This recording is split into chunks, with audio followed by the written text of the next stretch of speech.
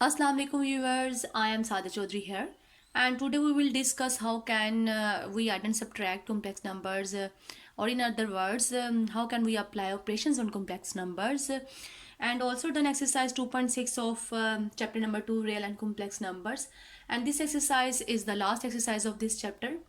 चलिए time waste किए बगैर स्टार्ट करते हैं, लेकिन मेरे चैनल को सब्सक्राइब और लाइक करना मत भूलिएगा। फर्स्ट क्वेश्चन देखते हैं एक्सरसाइज 2.6 का। जी, क्वेश्चन नंबर 1 की जो स्टेटमेंट है वो है identify the following statements as true and false. हमने बताना है कि ये स्टेटमेंट क्या है, सही है या गलत है। हम इनको थोड़ा सा सिंप्लीफाई करके चेक कर लेते हैं कि ये गलत है या सही है। जैसे कि फर्स्ट वाला जो पार्ट है ये आपने 2.5 एक्सरसाइज में भी सीखा था कि इसको कैसे सॉल्व करना है। अब इसको सॉल्व करके चेक कर लेते हैं। 73 है एयोटा की पार्ट, तो हम इसको लिख सकते हैं अयोटा इंटू एयोटा 72, और फिर उसके बाद लिख सकते हैं iota into iota square into 36, यानी इसकी पावर क्या आ गई 36। और यहाँ से आ जाएगा हमारे पास अयोटा -1 रेज टू पावर 36, क्योंकि अयोटा स्क्वायर जो होता है वो आपका किसके इक्वल होता है, -1 के इक्वल होता है। अब जो इसकी पावर है वो क्या है, इवन नंबर है, और इवन नंबर किसी भी नेगेटिव वैल्यू को क्या कर देता है, पॉजिटिव में कन्वर्ट कर देता है। यानी यहाँ से जब हम इसको सॉल्व करेंगे हमारे पास आंसर क्या आएगा, अयोटा आएगा, माइनस अयोटा नहीं आएगा। तो इसका मतलब क्या हुआ कि जो ये वाली स्टेटमेंट है वो क्या है, फॉल्स है। जितनी भी स्टेटमेंट्स होती हैं मैथमेटिकल, उनको सॉल्व करके चेक करना चाहिए, बल्कि वेरीफाइड कर लेना चाहिए कि क्या ये रिजल्ट आता है या नहीं आता। जो नेक्स्ट सेकंड पार्ट है, मैंने एक और जो स्टेटमेंट लिखी है इसी क्वेश्चन की, वो ये है difference of a complex number. यानी एक कॉम्प्लेक्स नंबर आपके पास ये प्लस योटा, इसका हमें डिफरेंस लेना है किसके साथ, इट्स कॉन्जुगेट, यानी इसी के कॉन्जुगेट के साथ डिफरेंस लेना है और देखना है क्या रियल नंबर आता है या नहीं आता। और हम लोग अब देख लेते हैं इसको सॉल्व करके। जी अगर आपके पास क्या है ए प्लस बी एयोटा, और जी कॉन्जुगेट क्या आएगा ए प्लस नहीं ए माइनस बी एयोटा, क्योंकि जो एयोटा वाली टर्म होती है उसका साइन क्या हो जाता है, चेंज हो जाता है। कॉन्जुगेट यही बताया था मैंने आपको लास्ट वाली एक्सरसाइज में। अब हमने इन दोनों को क्या करना है, सब्ट्रैक्ट करना है। जब हमने इन दोनों को सब्ट्रैक्ट करेंगे ए प्लस बी एयोटा माइनस ए माइनस बी एयोटा, तो सब्ट्रैक्ट करने के बाद ए प्लस बी एयोटा ये साइन चेंज कर देगा, ये प्लस बी एयोटा आ जाएगा, और ये ए और ए कट जाएगा, यहाँ से 2 टाइम बी एयोटा आ जाएगा। लेकिन हमें रिजल्ट के तौर पे रियल नंबर नहीं मिलता। जब हमने डिफरेंस लिया किसका, एक कॉम्प्लेक्स नंबर का उसके कॉन्जुगेट के साथ, तो हमारे पास जो पार्ट आता है वो इमेजिनरी पार्ट आता है, वो रियल पार्ट नहीं आता। तो इसका मतलब है ये, इसका मतलब क्या हुआ कि ये स्टेटमेंट भी आपकी क्या होगी, फॉल्स होगी। अब नीचे वाले क्वेश्चन को देख लेते हैं। इन एक और स्टेटमेंट मैंने लिखी हुई है, if a minus b plus 3 iota is equal to 5 plus 8 iota, अगर ये दोनों आपस में क्या है, इक्वल हैं, then a is equal to 6 and b is equal to -11। हमने चेक करना है कि आफ्टर सिंप्लीफिकेशन हमारे पास जो जवाब आते हैं इसमें जो 2 अननोन्स हैं ए एंड बी, क्या वो 6 एंड -11 आते हैं या नहीं आते। अब यहाँ से देख लेते हैं, जब इक्वालिटी का साइन होता है इसका मतलब क्या है, दोनों आपके कॉम्प्लेक्स नंबर क्या है, आपस में इक्वल है। यानी हम लोग रूल यूज करेंगे कौन सा वाला, इक्वल कॉम्प्लेक्स नंबर्स का। तो जो रियल पार्ट है वो रियल पार्ट के इक्वल होगा, यानी a-1 किसके इक्वल होना चाहिए, इस रियल पार्ट 5 के इक्वल, और a-b इसका। यहाँ से 1 दूसरी तरफ जाके क्या हो जाएगा प्लस, तो a की वैल्यू क्या आ गई 6, यानी एक वैल्यू तो ठीक आ गई। अब सेकेंड देखते हैं, यहाँ पे पॉजिटिव साइन है तो इसका मतलब है जो ये साइन है ये इसी के साथ है, यानी -b+3 किसके इक्वल होगा, 8 के। और यहाँ से देख लेते हैं -b-3 इज इक्वल टू 8, और मजीद इसको सॉल्व कर लेते हैं। तो यहाँ से b को दूसरी तरफ शिफ्ट कर लें और 8 को इधर ले आए, ये दूसरी तरफ जाके पॉजिटिव हो जाएगा, यहाँ से -11 आ जाएगा, यानी b की वैल्यू भी क्या आ गई, -11 आ गई। इन दोनों इनको जब हम सिंप्लीफाई करते हैं तो हमारे पास रिजल्ट यही आता है, तो इट्स मीन ये स्टेटमेंट क्या है, ट्रू है। तो इसी तरह से आप बाकी स्टेटमेंट्स को भी चेक कर लीजिएगा कि कौन सी स्टेटमेंट सही है और कौन सी स्टेटमेंट क्या है, गलत है। अब क्वेश्चन नंबर 2 की तरफ मूव करते हैं। जी, जो क्वेश्चन नंबर 2 है वो है express each complex number in the standard form a plus B iota. यानी हमें एक्सप्रेस करना है ईच कॉम्प्लेक्स नंबर को, हर कॉम्प्लेक्स नंबर को इन स्टैंडर्ड फॉर्म। कौन सी स्टैंडर्ड फॉर्म होती है, A plus B iota, and A and B are real numbers. आपके पास ये क्वेश्चन मैंने इसका सेकंड पार्ट लिखा है, यानी ये ऐड एंड सब्ट्रैक्ट हो रहे हैं कॉम्प्लेक्स नंबर। हमने ये देखा ये एक कॉम्प्लेक्स नंबर है, ये दूसरा कॉम्प्लेक्स नंबर है, और ये दोनों यहाँ पे क्या हो रहे हैं, सब्ट्रैक्ट हो रहे हैं। इनके दरमियान माइनस की लामत है, इसका मतलब ये सब्ट्रैक्ट हो रहे हैं। अगर इनके दरमियान यहाँ प्लस की लामत होती तो इसका मतलब था कि वो ऐड हो रहे हैं। अब हमने देखना है कि दो कॉम्प्लेक्स नंबर को हम ऐड कैसे करते हैं और सब्ट्रैक्ट कैसे करते हैं। हमेशा जो कॉम्प्लेक्स नंबर का रियल पार्ट है वो रियल पार्ट में ऐड होता है, और जो कॉम्प्लेक्स इमेजिनरी पार्ट है कॉम्प्लेक्स नंबर का वो इमेजिनरी पार्ट में ऐड होता है। अब इसको सॉल्व कर लेते हैं हम लोग। इस तरह से बाकी पार्ट भी आप सॉल्व कर लीजिएगा। ये 2 जो है इस पूरे मतलब कॉम्प्लेक्स नंबर से मल्टीप्लाई हो रहा है, तो हम इसको पहले अंदर मल्टीप्लाई कर लेते हैं। तो 5 टू द क्या आ जाएगा 10, एंड नेक्स्ट क्या आ जाएगा 4 टू द 8 आयोटा। नेक्स्ट यहाँ से क्या आ जाएगा आपके पास 3 7 द 21, एंड ये माइनस सन इस प्लस सन को क्या कर देगा माइनस में, एंड 4 3 द 12 आयोटा। अब आपके पास यहाँ पे कुछ आयोटा वाली टर्म्स आ गई हैं, कुछ यानी मतलब सिंपल रियल पार्ट वाली टर्म्स आ गई। आप रियल वाली रियल में ऐड करेंगे और इमेजिनरी वाली जो है इमेजिनरी में ऐड करेंगे। इन दोनों को हम सब्ट्रैक्ट करेंगे तो रिजल्ट क्या आ जाएगा -11, और जब इन दोनों को हम सॉल्व करेंगे तो हमारे पास क्या आएगा -4 आयोटा।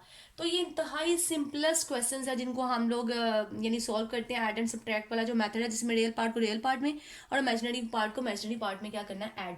उसने बोला था स्टैंडर्ड फॉर्म में लिखना है, तो ये आपके पास स्टैंडर्ड फॉर्म ही है। ये आपका रियल पार्ट हो गया और ये आपका क्या हो गया इमेजिनरी पार्ट हो गया, तो आपने इसको स्टैंडर्ड फॉर्म में ही लिख दिया। अब क्वेश्चन नंबर 3 की तरफ चलते हैं। क्वेश्चन नंबर 2 के बाकी सारे पार्ट्स इस तरह से सॉल्व करने हैं आपने। अब क्वेश्चन नंबर 3 की तरफ चलते हैं। हाँ जी, जो क्वेश्चन नंबर 3 है ये हमने सिंप्लीफाई करना है, and right your answer in the form of a plus b iota. तो इसमें से कोई एक पार्ट कर लेते हैं। मैं फर्स्ट पार्ट ही इसका लिख लेती हूँ। फर्स्ट पार्ट क्या है आपके पास -7 + 3 योटा इंटू -3 + 2 योटा। यानी ये आपके पास दो कॉम्प्लेक्स नंबर है। इन दो कॉम्प्लेक्स नंबर को हमने क्या करना है मल्टीप्लाई करना है। -7 + 3 एयोटा -3 + 2 एयोटा। आपके पास दो कॉम्प्लेक्स नंबर है जी। अब इसको हम मल्टीप्लाई करते हैं। जब मल्टीप्लाई करेंगे तो रिजल्ट हमारे पास क्या आता है, सिंपली मल्टीप्लिकेशन है। पहले ये इसके साथ मल्टीप्लाई होगा तो क्या आएगा आपके पास 7 3 21, और ये 7 जब इसके साथ मल्टीप्लाई होगा तो आपके पास रिजल्ट आएगा -7 टू द 14 आयोटा। अब ये 3 जब इसके साथ मल्टीप्लाई होगा तो आपके पास आएगा -3 3 द 9 आयोटा, और नेक्स्ट जब ये टर्म इस वाली टर्म से मल्टीप्लाई होगी तो +3 टू द 6 आयोटा स्क्वायर आ जाएगा आपके पास। अब यहाँ पे आप इन दोनों को क्या कर सकते हैं ऐड कर सकते हैं। जब आप इन दोनों को ऐड करेंगे तो आपके पास रिजल्ट आएगा -23 एयोटा। एंड यहाँ पे हम लोग क्या करेंगे, हमें पता है कि एयोटा किसके इक्वल होता है स्क्वायर रूट -1 के, और एयोटा स्क्वायर किसके इक्वल होता है आपका -1। यानी एयोटा किसके इक्वल है स्क्वायर रूट -1, और जब हम दोनों साइड पे स्क्वायर ले लेंगे तो एयोटा स्क्वायर किसके इक्वल आ जाएगा -1।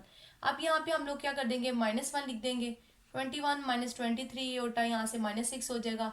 अब 21 में से जब हम 6 को सब्ट्रैक्ट कर देंगे तो हमारे पास क्या आएगा 15 -23 आयोटा। हमेशा आयोटा वाली टर्म में ही ऐड एंड सब्ट्रैक्ट होंगी, और जो उसके बगैर सिंपल रियल पार्ट वाली टर्म्स है वो रियल पार्ट में ही ऐड एंड सब्ट्रैक्ट होंगी। तो हमारे पास जो रिजल्ट आया वो 15 -23 आयोटा है। हमने इनको मल्टीप्लाई करने के बाद सिंप्लीफाई करके इस वाली फॉर्म में लिख दिया है। इसी तरह से बाकी पार्ट भी आप इसके क्या कर लेंगे सॉल्व कर लेंगे। क्वेश्चन नंबर 4 की तरफ चलते हैं। हाँ जी, नेक्स्ट क्वेश्चन नंबर 4 जो है simplify and right your answer in the form a + b iota. यहाँ पे भी हमने इसको सिंप्लीफाई करना है और आंसर को किस में देना है a + b योटा की फॉर्म में, यानी जनरल फॉर्म में देना है। तो यहाँ पे हमारे पास जो दो कॉम्प्लेक्स नंबर दिए हैं वो दोनों कॉम्प्लेक्स नंबर क्या हो रहे हैं आपस में डिवाइड हो रहे हैं। अब हमने देखना है कि दो कॉम्प्लेक्स नंबर जब डिवाइड होते हैं तो तब हमने इसको सिंप्लीफाई कैसे करना है। अब हम इसको सॉल्व करते हैं। तब हमारे पास यानी क्वेश्चन की स्टेटमेंट क्या है 2 + 3 aorta divided by 4 minus aorta. जब इस तरह की सिचुएशन हो कि दो कॉम्प्लेक्स नंबर जब डिवाइड होते हैं तो हम बाय रैशनलाइजेशन मेथड से हम इसको सिंप्लीफाई करते हैं। हम इसको रैशनलाइज करेंगे, जो हमारी डिनोमिनेटर की वैल्यू है उसी वैल्यू से हम इसको रैशनलाइज करेंगे, बट ऑपोजिट साइन। अगर यहाँ पे सब्ट्रैक्शन का साइन है तो यहाँ क्या आ जाएगा एडिशन का साइन आ जाएगा। अगर यहाँ एडिशन का साइन होता आपका तो वहां पे क्या आता सब्ट्रैक्शन का साइन आ जाता। यानी हम सेम फैक्टर से डिनोमिनेटर के वाले सेम फैक्टर से मल्टीप्लाई भी करते हैं और डिवाइड भी करते हैं, लेकिन विद ऑपोजिट साइन। अब इसके बाद क्या हो जाएगा ऊपर वाली दोनों टर्म्स आपस में मल्टीप्लाई हो जाएंगी। और नीचे भी क्या आ जाएंगी 4 माइनस एयोटा, इन दोनों को भी हमने आपस में क्या करना है 4 प्लस एयोटा के साथ मल्टीप्लाई करना है। आप ऊपर तो आपकी जब मल्टीप्लिकेशन होगी ये वैल्यूज से होगी तो क्या आ जाएगा 4 टू द 8, और नेक्स्ट क्या आ जाएगा +2 एयोटा, नेक्स्ट क्या आ जाएगा 4 3 द 12 एयोटा, एंड नेक्स्ट क्या आ जाएगा +3 एयोटा स्क्वायर आ जाएगा जब आप ऊपर वाली टर्म्स को क्या करेंगे आपस में मल्टीप्लाई करेंगे। और नीचे आपको फॉर्मूला लग जाएगा, वो फॉर्मूला जिसको मैंने एक लेक्चर में बताया था कि जान का ज़ाब टाइप, क्योंकि बड़ा मुश्किल लगता है बच्चों को याद करना। a² minus b² is equal to a minus b into a plus b, यानी दो टर्म्स आपकी सेम हो बट विद ऑपोजिट साइन और वो मल्टीप्लाई हो रही होती हैं, तो हम इसको डायरेक्ट इस तरह से लिख सकते हैं। हम यहाँ पे लिख देंगे कि 4 का स्क्वायर माइनस एयोटा का स्क्वायर, तो ऊपर आपके पास क्या आ जाएगा a प्लस ये 12 और 2 क्या हो जाएंगे ऐड होके 4 एयोटा, और नेक्स्ट +3, और यहाँ पे एयोटा स्क्वायर की जगह मैं क्या लिख दूंगी -1, क्योंकि हमें पता है कि एयोटा आपका किसके इक्वल होता है स्क्वायर रूट -1, और एयोटा स्क्वायर आपका होता है -1 के इक्वल। तो यहाँ से जो आपके पास रिजल्ट आएगा नीचे 16 आएगा, और यहाँ से क्या आ जाएगा एयोटा स्क्वायर आ जाएगा। और अगेन आप नीचे क्या करेंगे एयोटा स्क्वायर के ऊपर क्या वैल्यू लगा देंगे -1, और नेक्स्ट आपके पास क्या आ जाएगा यहाँ पे 8 में से जब 3 को सब्ट्रैक्ट कर देंगे तो 5 + 14 एयोटा डिवाइडेड बाय 16 + 1, ये -1 बाहर वाले माइनस साइन को क्या कर देगा प्लस कर देगा, और इसमें क्या हो जाएगा ऐड, यानी 17 हो गया 5 + 14 एयोटा। हम इसको स्टैंडर्ड फॉर्म में लिखना था इस वाली फॉर्म में, तो इसका मतलब है 17 को मैं फर्स्ट टर्म के नीचे भी लिख दूंगी और 17 को मैं सेकेंड टर्म के नीचे भी लिख दूंगी, तो ये आपके पास स्टैंडर्ड फॉर्म आ जाएगी। यानी इस सिचुएशन में आपका जो a है वो 5/17 है और जो b आपका 14/17 है, तो आपने इसको क्या कर दिया स्टैंडर्ड फॉर्म में लिख दिया है। तो इस तरह से अगर कोई भी आपके पास कॉम्प्लेक्स नंबर हो और वो आपस में डिवाइड हो रहे हैं तो आपने इसको इस तरह से सिंप्लीफाई करना है। अब नेक्स्ट क्वेश्चन की तरफ चलते हैं, क्वेश्चन नंबर 5 की तरफ।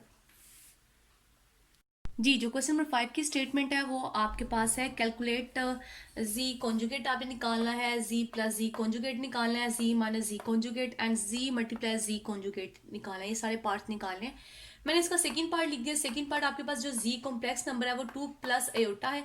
अब हमने इसका सबसे पहले क्या निकाला फर्स्ट पार्ट, और जब हम सोल्यूशन की तरफ मूव करेंगे तो फर्स्ट पार्ट निकालना है, और फर्स्ट पार्ट में हमने क्या निकाला है इसका कॉन्जुगेट निकाला है। कॉन्जुगेट क्या होता है आपने इसके ऊपर बार की नोटेशन लगानी है, और कॉन्जुगेट क्या करता है योटा वाली टर्म्स का साइन चेंज कर देता है, यहाँ से पॉजिटिव साइन है तो यहाँ पे क्या आ जाएगा नेगेटिव साइन आ जाएगा। हमने इसका फर्स्ट पार्ट कैलकुलेट कर लिया। अब हमने सेकंड पार्ट में क्या करना है z को प्लस करना है उसके कॉन्जुगेट में, हमने ये पार्ट ये चीज निकालनी है। हम लोग क्या करेंगे आपके पास z की जो वैल्यू है z की वैल्यू क्या है 2 + एयोटा, और उसके बाद z कॉन्जुगेट की जो आपके पास वैल्यू है मैंने z की जगह कौन सी वैल्यू लिखी z की, और z कॉन्जुगेट की जगह किसकी लिखी z कॉन्जुगेट की, और इनको ऐड करना है। ऐड करने की वजह से इनके जो साइन है वो चेंज नहीं होंगे, वो एज इट इज रहेंगे। एयोटा वाली टर्म से कट जाएगी, एंड टू जब ऐड होंगे तो क्या आ जाएगा 4। हमने इन इसका सेकंड पार्ट भी निकाल लिया। अब जो थर्ड पार्ट है, third part z minus z conjugate है, यानी इसका मतलब क्या है जब आपने z माइनस z कॉन्जुगेट निकाला है तो पहले कौन सी टर्म लिखनी है आपने z की 2 + एयोटा, फिर दरम्यान में माइनस की नोटेशन आ जाएगी, और नेक्स्ट आपने क्या लिखना है z कॉन्जुगेट की वैल्यू लिखनी है। जब ये दरमियान वाला माइनस साइन ऑपरेट होगा तो ये ब्रैकेट के अंदर जितनी भी टर्म्स है उनके साइन क्या कर देता है चेंज कर देता है, -2 + एयोटा हो जाएगा। अब यहाँ पे 2 एंड 2 आपस में कैंसिल हो जाएंगे और 2 टाइम क्या आ जाएगा एयोटा आ जाएगा। तो हमने z माइनस z कॉन्जुगेट भी निकाल लिया है। अब फोर्थ पार्ट की तरफ मूव करते हैं। फोर्थ पार्ट पे क्या है z कॉन्जुगेट दोनों को मल्टीप्लाई करना है, यानी पहले आपकी कौन सी वाली टर्म लगेगी z वाली 2 + एयोटा, फिर कौन सी टर्म आएगी 2 - एयोटा यानी कॉन्जुगेट की टर्म आएगी, और आप इसको मल्टीप्लाई करके भी लिख सकते हैं और डायरेक्ट भी लिख सकते हैं। जो फॉर्मूला मैंने आपको भी बताया है, फॉर्मूला क्या होता है कि अगर आपके पास दो टर्म्स हैं वो सेम है बट विद ऑपोजिट साइन, तो ये इक्वल किसके होते हैं first term square minus second term का स्क्वायर। चलें इसको अप्लाई कर लेते हैं फॉर्मूले को, तो क्या आएगा 2 का स्क्वायर माइनस एयोटा का स्क्वायर, यहाँ से क्या आ जाएगा 4 - एयोटा स्क्वायर, और एयोटा स्क्वायर किसके इक्वल होता है -1, तो यहाँ से 4 माइनस -1 आ जाएगा, तो 4 + 1, तो रिजल्ट क्या आ जाएगा 5। तो हम लोगों ने ये जो चार पार्ट्स कैलकुलेट करने थे वो चारों पार्ट हमने कैलकुलेट कर लिए हैं, और ये कैलकुलेट करना इंतहाई ईजी है, और ये सारे पार्ट्स बहुत ज़्यादा ईजी हैं। इन्हीं स्टेप्स को फॉलो करते हुए आप बाकी पार्ट्स निकाल सकते हैं। आप क्वेश्चन नंबर 6 की तरफ चलते हैं। क्वेश्चन नंबर 6 के भी काफ़ी सारे पार्ट्स हैं, उनमें से मैं 2 पार्ट सॉल्व कर देती हूँ। जी जो क्वेश्चन नंबर 6 है इसमें if z is equal to 2 + 3 iota and w is equal to 5 - 4 iota show that. तो हमने कुछ पार्ट्स दिए हैं, हमें उसको शो करना है कि ये सेटिस्फाइड होते हैं। जिसका फर्स्ट पार्ट है वो है कि z प्लस w का जो कॉन्जुगेट है, यानी इनको प्लस करके जो कॉन्जुगेट लेते हैं वो इन दोनों के सेपरेट कॉन्जुगेट के सम के क्या है, इक्वल है। यानी हमने लेफ्ट हैंड साइड को इक्वल शो करना है किसके, राइट हैंड साइड के। चलिए स्टार्ट करते हैं कि हम लोग लेफ्ट हैंड साइड लेते हैं। लेफ्ट हैंड साइड हमारी क्या है, z प्लस w कॉन्जुगेट, हमने ये फाइंड करना है। ठीक है, हम लेफ्ट हैंड साइड निकालते हैं और ये हमने ये फाइंड आउट करना है। z हमारे पास क्या है, 2 + 3 एयोटा पहले, और हमारे पास w क्या है, 5 - 4 एयोटा। इन दोनों को हम क्या कर लेते हैं, पहले प्लस कर लेते हैं, 2 + 3 एयोटा प्लस 5 - 4 एयोटा। तो 2 + 3 एयोटा और प्लस साइन से इनके साइन पे कोई इफेक्ट नहीं होगा। 2 और 5 कितने हो जाएंगे, 7, एंड यहाँ से माइनस एयोटा आ जाएगा। और उसके बाद हमें इसका क्या लेना है, कॉन्जुगेट ले लेना है। जब हम इसका कॉन्जुगेट लेंगे तो इसका मतलब ये है कि एयोटा के साथ ये जो टर्म है उसका साइन क्या होगा, चेंज हो जाएगा। तो ये साइन प्लस एयोटा बन जाएगा। तो हमने लेफ्ट हैंड साइड क्या कर ली, सॉल्व कर ली। अब हम मूव करते हैं किसकी तरफ, राइट हैंड साइड की तरफ। राइट हैंड साइड आपकी क्या है, z conjugate plus w conjugate. तो पहले z आपका है, इसका हम कॉन्जुगेट निकाल लेते हैं। z था 2 + 3 एयोटा, इसका जब हम कॉन्जुगेट निकालेंगे तो क्या आएगा, 2 माइनस, यानी एयोटा वाली टर्म का साइन क्या होना है, चेंज हो जाना है। इस तरह से w क्या है, 5 - 4 एयोटा। जब आप इसका कॉन्जुगेट निकालेंगे तो यहाँ पे क्या आ जाएगा, 5 + 4 एयोटा, यानी एयोटा वाली टर्म का साइन नेगेटिव था वो पॉजिटिव में कन्वर्ट हो गया। अब इन दोनों को आपस में आपने क्या कर देना है, प्लस कर देना है। z conjugate plus w conjugate, 2 - 3 aorta plus 5 + 4 aorta. और नेक्स्ट जब 2 और ये मिलके प्लस हो जाएंगे तो 7 आ जाएगा। और यहाँ से आपके पास आफ्टर रिजल्ट क्या आएगा, सब्ट्रैक्शन प्लस एयोटा। तो अब आप इन दोनों रिजल्ट को देख लें तो आपके दोनों रिजल्ट क्या है, सेम। यानी मीन्स लेफ्ट हैंड साइड आपकी किसके इक्वल आ गई, राइट हैंड साइड के इक्वल आ गई। तो मीन्स टू से कि z plus w conjugate is equal to z conjugate plus w conjugate. इसी तरह से इसका पार्ट नंबर 2, 3 एंड 4 आप सॉल्व कर सकते हैं। तो पार्ट नंबर 5 को मैं सॉल्व करना बताती हूँ। जी जो फिफ्थ पार्ट है वो है 1/2 into z plus z conjugate is a real part of z। यानी हमने जब इसको सिंप्लीफाई करना है तो सिंप्लीफाई करने के बाद जो इसका रिजल्ट है वो हमारे पास क्या आना चाहिए, z का रियल पार्ट आना चाहिए। अब हम देख लेते हैं सॉल्व करके कि क्या हमारे पास रियल पार्ट आता है या नहीं आता। लेकिन जबकि क्वेश्चन की स्टेटमेंट लिखा है शो डैट, तो इट्स मीन कि ये आएगा इसके इक्वल। चलिए सॉल्व करते हैं। हमने क्या करना है कि z और z कॉन्जुगेट को प्लस करना है। z हमारे पास क्या है, 2 + 3 एयोटा। हम z कॉन्जुगेट पहले निकाल लेते हैं। जब कॉन्जुगेट निकालेंगे तो जो एयोटा वाली टर्म है उसका साइन क्या हो जाएगा, चेंज हो जाएगा। अब हमने क्या करना है, z plus z aorta conjugate करना है। तो 2 + 3 एयोटा प्लस 2 - 3 एयोटा हो जाएगा। ठीक है, अब ये दोनों आपस में कट जाएंगे तो रिजल्ट क्या आ जाएगा, 4। अब हमने इस टर्म को किससे डिवाइड करना है, अगर हम लोग इसको देखें तो 1/2 से। जब हम 1/2 से डिवाइड करेंगे इसको तो हमारे पास रिजल्ट क्या आएगा, 2। अब हम लोग z को देख लेते हैं। जो z हमारे पास है इसका जो रियल पार्ट है वो क्या है, 2 है। तो देख लें, इसने बोला था कि जब आप इसको सिंप्लीफाई करेंगे तो आपके पास रियल पार्ट आएगा किसका, z का। तो हमारे पास रियल पार्ट ही आ गया किसका, z का। हैंस प्रूव्ड, हैंस प्रूव्ड हो गया आपके पास कि जब हम लोग इसको सिंप्लीफाई करते हैं तो हमारे पास रिजल्ट क्या आता है, रियल पार्ट आता है z का। अब इसी तरह से आप नेक्स्ट पार्ट सॉल्व कर लीजिएगा। अब लास्ट क्वेश्चन की तरफ मूव करते हैं। जी ये क्वेश्चन नंबर 7 है, solve the following equations for real x and y। यानी जो इसके अंदर x एंड y आपका जो वेरिएबल है इनके लिए हमने इसको सॉल्व करना है और इसमें से x एंड y की वैल्यू को क्या करना है, कैलकुलेट करना है। इन क्वेश्चंस को करने के बहुत सारे तरीके हैं। जो फर्स्ट क्वेश्चन है ये काफ़ी मेथड से सॉल्व हो सकता है। मैं वो मेथड यूज़ करती हूँ जिससे आपका सेकंड और थर्ड पार्ट भी सॉल्व हो जाए। चलिए इसको सॉल्व करते हैं, मल्टीप्लाई करते हैं सबसे पहले इन दोनों टर्म्स को आपस में। जब इन दोनों टर्म्स को मैं मल्टीप्लाई करूंगी तो मेरे पास क्या आएगा, 2x, और नेक्स्ट क्या आएगा, +2y, यानी 2x एंड +2y एयोटा। और नेक्स्ट क्या आएगा आपके पास, 3x iota and -3y iota square is equal to 4 + iota. एक और मेथड से सॉल्व हो सकता है ये। अगर मैं इस टर्म को नीचे जाके डिवाइड कर दूं और उसके बाद जैसे मैंने आपको दो कॉम्प्लेक्स नंबर को डिवाइड करना बताया है और सिंप्लीफाई करके हमने उसको सिंपल यानी जनरल फॉर्म में लिखा था कॉम्प्लेक्स नंबर की, और तब हम कंपेयर करके एक्स एंड वाई की वैल्यूज भी निकाल सकते हैं। ये क्वेश्चन उस मेथड से भी हो सकता है, लेकिन इस मेथड से करने का मेरा मकसद ये था कि आप सेकंड और थर्ड पार्ट इजीली सॉल्व कर लेंगे, वो इसी मेथड से सॉल्व होंगे। नेक्स्ट यहाँ पे क्या आ जाएगा आपके पास 2x प्लस 2y एटा माइनस 3x एटा, यहाँ पे माइनस 3y एटा स्क्वायर आपका किसके इक्वल होता है -1, तो यहाँ -1 आ गया, और प्लस एटा। ये दोनों आपस में ऐड नहीं हो सकते क्योंकि यहाँ कौन सा वेरिएबल है y, यहाँ कौन सा वेरिएबल है x, ये आपस में ऐड नहीं हो सकते, इसलिए हम इसको ऐड नहीं करेंगे। 2x एंड यहाँ से प्लस 2y एटा माइनस 3x एटा, यहाँ से प्लस 3y आ जाएगा। अब हम लोग नेक्स्ट स्टेप में क्या करेंगे, हम इनकी कुछ यानी मतलब फैक्टर्स बना लेंगे कुछ इस तरह से। जो रियल पार्ट है उससे एक फैक्टर बना लेते हैं 2x प्लस 3y, और इसी तरह से माइनस साइन के साथ या प्लस साइन के साथ ही कर लें। प्लस हम लोग इसमें से क्या कर लेते हैं, आयोटा कॉमन निकाल लेते हैं, तो 2y माइनस 3x आयोटा आ जाएगा, और दूसरी साइड पे 4 प्लस आयोटा है। अब हम लोग क्या कर सकते हैं, आयोटा की जो डेफिनेशन है इक्वल जो कॉम्प्लेक्स नंबर्स हैं उस डेफिनेशन को हम इस्तेमाल करेंगे, और उस डेफिनेशन के मुताबिक हमारे पास दो इक्वेशंस बन जाएंगी। 2x प्लस 3y किसके इक्वल आएगा, 4 के। एक इक्वेशन आपकी ये बन जाएगी, और दूसरी क्या बन जाएगी, 2y minus 3x is equal to 1। यानी दो इक्वेशंस आपकी बन जाएंगी, और इन दो इक्वेशंस को आप लोगों ने यूज सॉल्व करना है, और सॉल्व करके x एंड y की वैल्यूज कैलकुलेट कर लेनी है।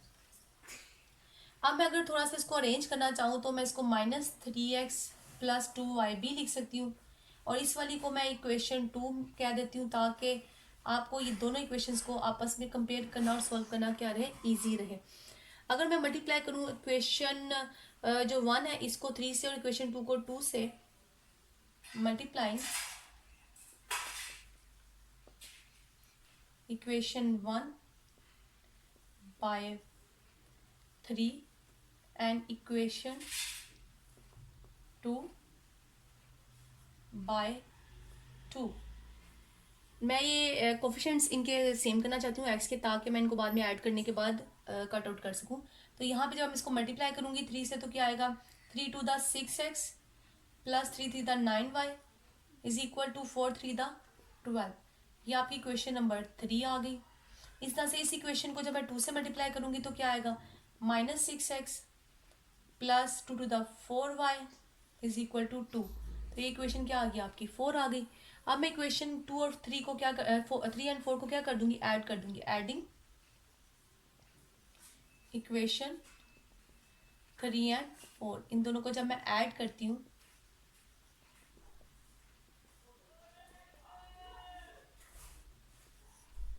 तो ये दोनों कट जाएंगे। यहाँ से 9 एंड 4 आपके पास क्या आ जाएगा, 13y आ जाएगा, और यहाँ से क्या आ जाएगा 14, और यहाँ से y की वैल्यू क्या आ जाएगी 14/13। y की वैल्यू क्या आ गई 14/13। अब इसके बाद नेक्स्ट स्टेप में क्या करेंगे, अब आपके पास ये दो जो इक्वेशंस हैं, इन दोनों इक्वेशन से कोई भी एक इक्वेशन यूज करके आप दूसरी वेरिएबल की वैल्यू क्या कर सकते हैं, कैलकुलेट कर सकते हैं यूजिंग इक्वेशन 1। जब मैं इक्वेशन 1 को यूज करती हूँ तो आप क्या करेंगे, 2x plus 3y is equal to 4 है। इसमें जो आपकी y की वैल्यू आई थी वो यहाँ पे लगा दे, 14/3 is equal to 4।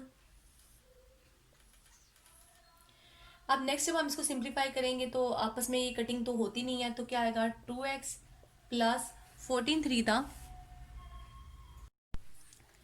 42/13 is equal to 4। ये जो 42/13 है ये दूसरी तरफ जाके क्या हो जाएगा, सब्ट्रैक्ट हो जाएगा। जब आप इसको मल्टीप्लाई करेंगे यानी इसका एलसीएम लेके 13 4 दा क्या आएगा आपके पास 52, कुछ नहीं है इसके नीचे, तो क्या होगा 1, और 1 के टेबल में 13 पे आता है, तो 4 किससे मल्टीप्लाई होगा 13 से। एलसीएम लेने का वे बता रही हूँ। और नेक्स्ट क्या आ जाएगा, 13 के टेबल में 13 1 पे आता है, तो 42 जब 1 से मल्टीप्लाई होगा तो 42 ही आएगा। तो यहाँ से आफ्टर सब्ट्रैक्शन आपके पास क्या आ जाएगा 10/13, और जो ये 2 साथ में है एक्स के, ये दूसरा आगे क्या हो जाएगा डिवाइड हो जाएगा, और ये डिवाइड होकर इसकी सिंप्लीफिकेशन कर देगा 5/13। तो एक्स की वैल्यू क्या आ गई आपके पास 5/13। तो आपने दोनों वैल्यूज कैलकुलेट कर लिया। 5 की क्या, एक्स की क्या आ गई 5/13, वाई की क्या आ गई 14/13, और आपने दो वैल्यूज निकाल ली है जो हमने अननोन वैल्यूज निकाली है जो हमने कैलकुलेट करनी थी। इस क्वेश्चन को मैंने बताया कि कोड मेथड से भी सॉल्व कर सकते हैं, वो ज़्यादा इजी मेथड है, लेकिन इस मेथड से मैंने इसलिए बताया कि आपका सेकंड और थर्ड पार्ट इजीली सॉल्व हो जाए। वो सेम इन्हीं लाइंस पे सॉल्व होना है और वो उस मेथड से सॉल्व नहीं कर सकते, इसलिए इस मेथड को फॉलो करते हुए आप बाकी सेकंड और थर्ड पार्ट सॉल्व कर लीजिएगा। अगर आप उनको सॉल्व करने में कोई मसला हो तो मुझे कमेंट में बता दीजिएगा, मैं उसको सॉल्व करके उसकी वीडियो भी अपलोड कर दूंगी। आज हमारा ये सेकंड चैप्टर एंड हो गया। इंशाल्लाह हम नेक्स्ट वाले लेक्चर में चैप्टर नंबर 3 स्टार्ट करेंगे। और मैं फिर अगेन कहती हूँ कि सारी वीडियोस ज़रूर देखा करें और ताकि आपको कंप्लीट क्लियरली हर स्टेप पता चल सके। और मेरे चैनल को सब्सक्राइब और लाइक करना मत भूलें। अल्लाह हाफिज़।